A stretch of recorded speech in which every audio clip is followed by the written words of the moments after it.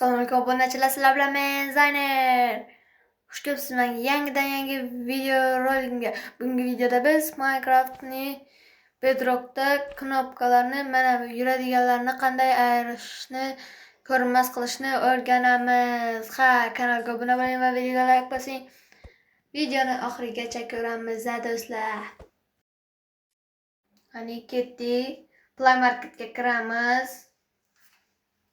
Yozamiz MKPEDL. Men yozib turgan so'zga amal qilsangiz yaxshi bo'lar edi. MKPEDL yozamiz. Mana chiqdi. Men buni o'rnatib olganman. Shuning uchun men to'g'ri kirib ketaveraman. Mana hozir menda ham chiqmasligi mumkin. Hozir menda u mod chiqmasligi mumkin, chunki uni ham men yuklab bo'lganman.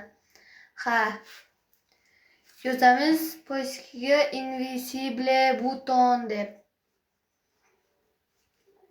Invisible buton.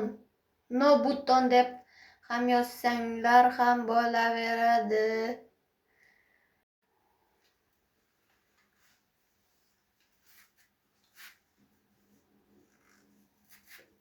Mana orasida yo'q bularni. Chunki men buni yuklab olganman. Men bunga yuklamalarni orasidan kiraman. Mana men yuklamalarni orasidan kiraman. Bu meni yuklab olgan modlarim. Mana bu yerda no buttons deb turibdi. Buni mana bu yerda Minecraft'laringiz chiqadi. Shu Bedrock'ni saylab olasiz.